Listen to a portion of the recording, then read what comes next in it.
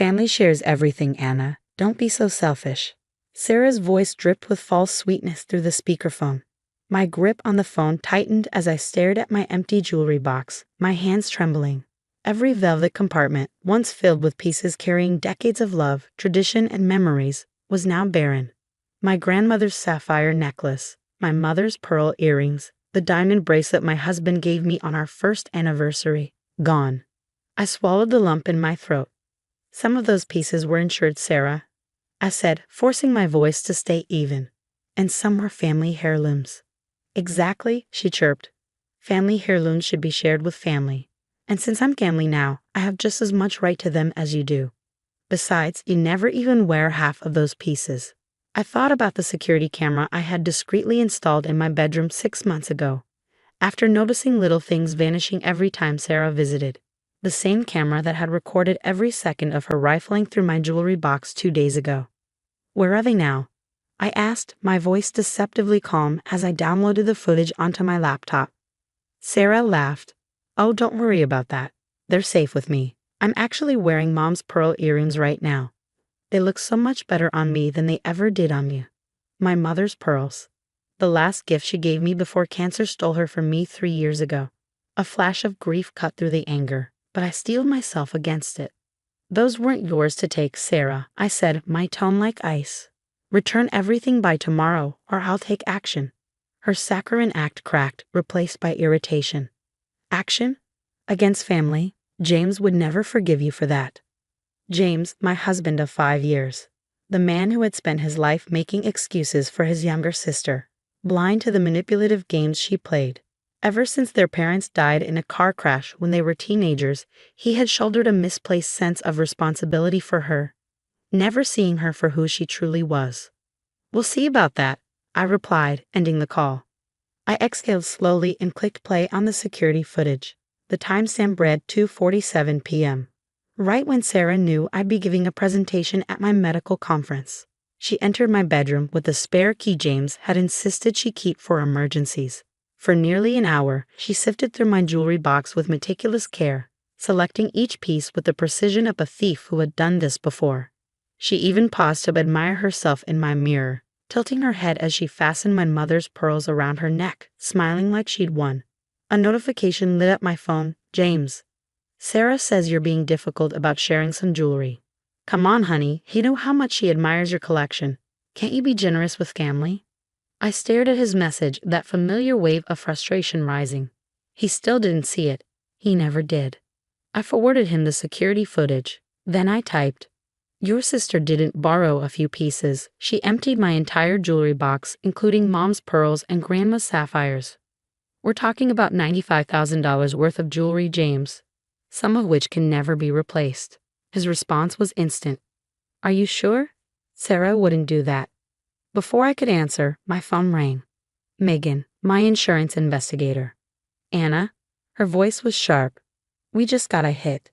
Someone matching Sarah's description tried to sell your grandmother's sapphire necklace at Essex Jewelry Buyers this morning. My breath caught. Please tell me they didn't buy it. They didn't. The owner flagged it in our registry and stalled her while his assistant called me. We have security footage. I clenched my jaw. She wasn't just taking my jewelry, she was selling it. Megan continued. We ran checks on other shops in the area. 3 other pieces matching your collection's description were sold in the last 2 days. We're pulling footage now. I exhaled, my mind racing. James needed to see this. Another text from him. Just talked to Sarah.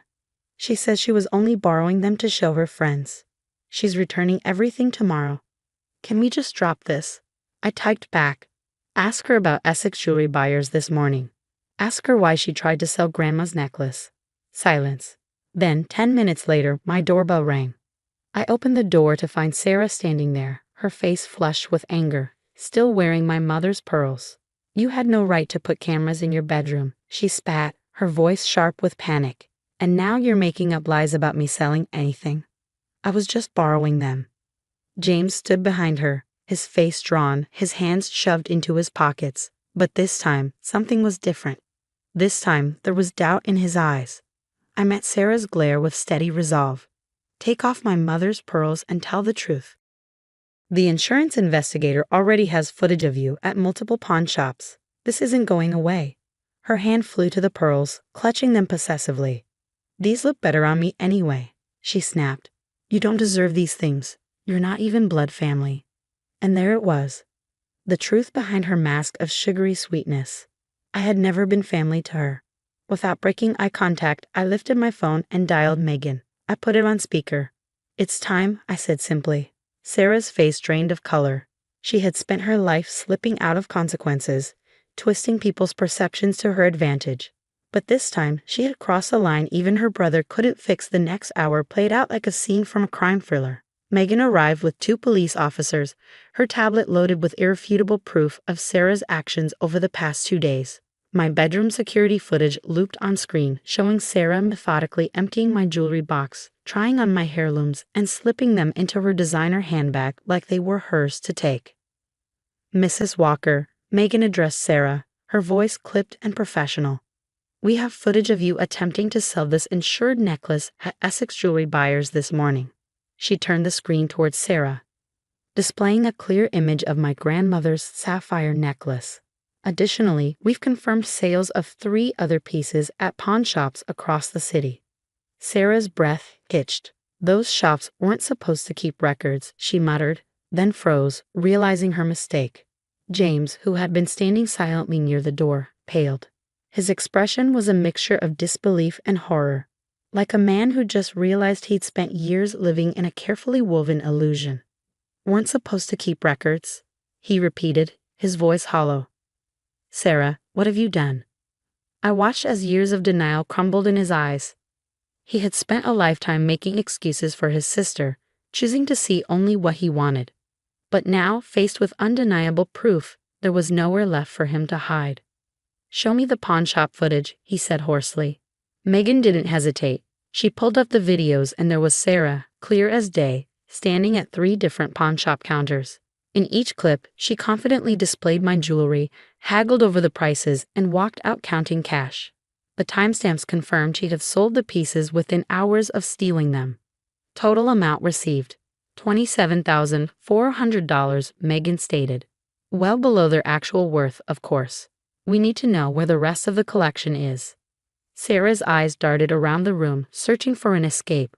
Her fingers clutched at my mother's pearls, the same ones she had refused to remove. I needed the money, she blurted. My credit cards are maxed out, and I have obligations. James stepped toward her, his voice razor sharp. Obligations? What kind of obligations? She refused to meet his gaze. It doesn't matter, she snapped. Anna has insurance, doesn't she? She'll get the money back. I don't see why everyone's making such a big deal out of this. One of the officers stepped forward. Mrs. Walker, selling stolen property is a serious offense. The insurance company has filed a formal complaint. You'll need to come down to the station to make a statement. Sarah whipped around, wild-eyed. James, are you seriously going to let them do this to me? She screeched. I'm your sister. James flinched at the words, but his face remained unreadable. Where's the rest of the jewelry, Sarah? His voice was tired, defeated. For the first time that night, Sarah hesitated. It's in my storage unit, she admitted, her voice barely above a whisper. Unit 247 at Safekeep Storage. The key is in my purse. The officers exchanged glances. One stepped forward to escort Sarah to the station while the other left with Megan to retrieve what remained of my collection. As Sarah was led to the door, she twisted to face me, her expression a mix of desperation and venom. This is your fault, she spat. If you hadn't been so selfish, if you had just shared, like family is supposed to. Family doesn't steal from family, I interrupted, my voice calm, unwavering. Family doesn't sell heirlooms for quick cash. You did this to yourself, Sarah.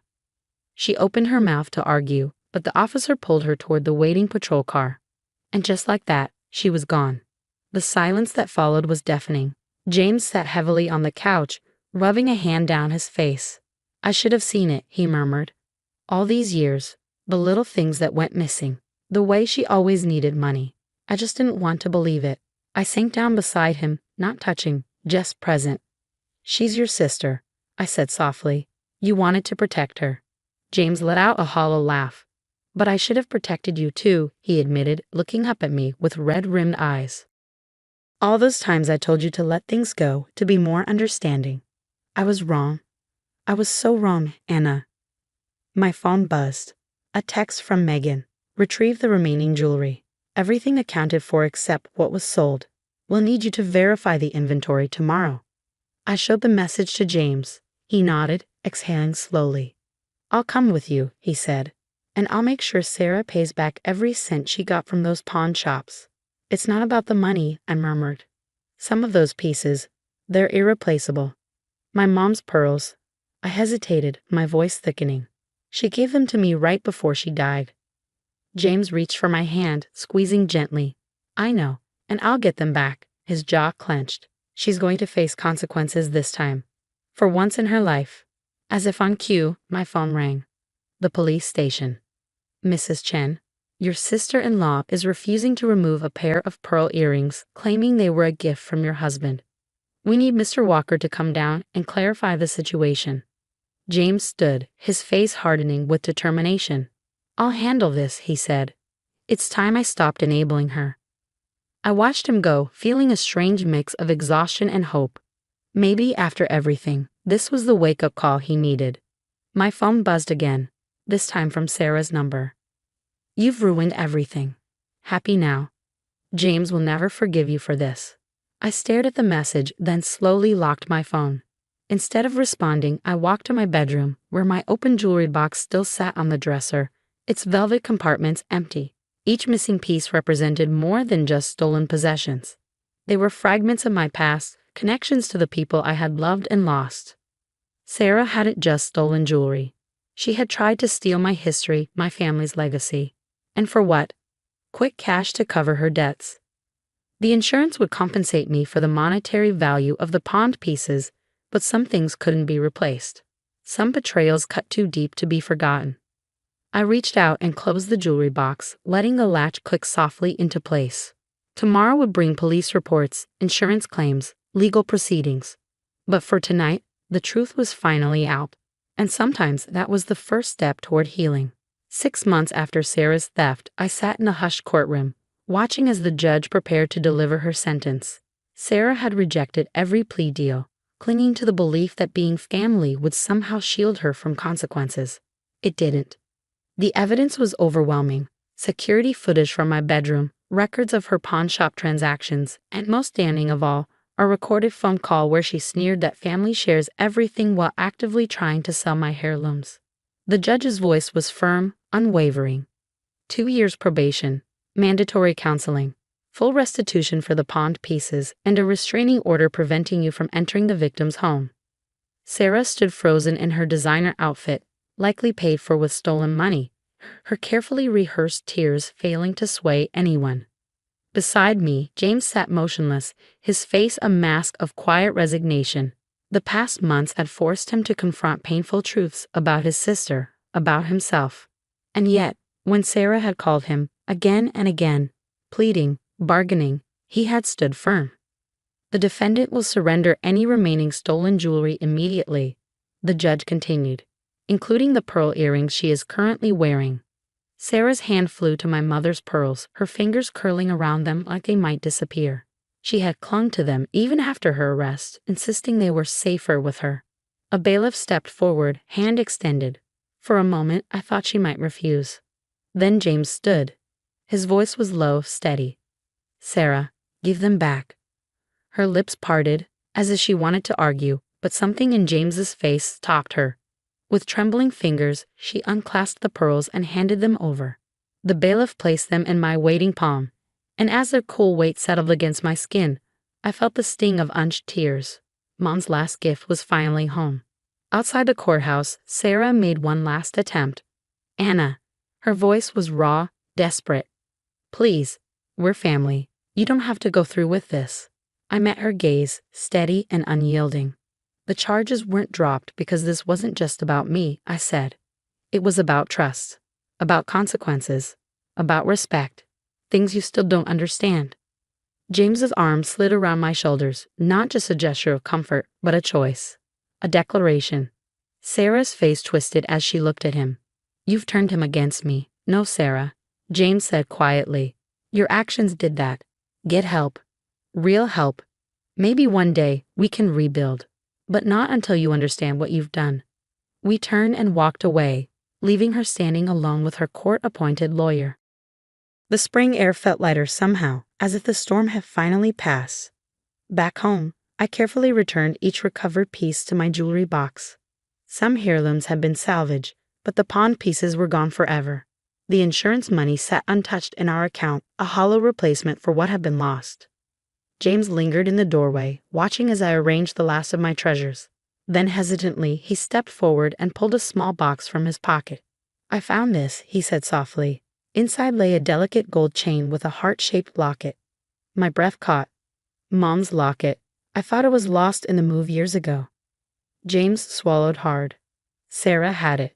His voice was heavy with guilt. I found it in her apartment while helping her pack after the arrest. She must have taken it back then. I ran my thumb over the worn gold surface, then clicked it open. Inside were tiny photos of my parents on their wedding day, one of the last keepsakes I had of them together. Tears blurred my vision. Thank you. James exhaled slowly. I should have protected you. He sat beside me, his voice raw. All those years of making excuses for her. Of telling you to be more understanding. I was wrong. I leaned into him, feeling the warmth of his presence. We can't change the past, I murmured, but we can learn from it. A week later, an envelope arrived in the mail. Unexpected. Inside was a letter from Sarah's court-appointed counselor. She had started therapy, addressing her kleptomania, confronting her entitlement. It would be a long road, but at least it was a beginning. Now my jewelry box sits on my dresser, no longer just a collection of valuable trinkets, but a testament to something greater. A reminder that love doesn't mean blind forgiveness. That family isn't a free pass for betrayal. That's sometimes the hardest but most loving thing you can do, is let someone face the consequences of their actions. James and I are stronger for it. Mom's pearls catch the light as I fasten them around my neck, their weight familiar and comforting. Some things are worth fighting for. Some things are worth protecting. And sometimes the most valuable gift you can give someone is the chance to change, even if they have to learn the hard way.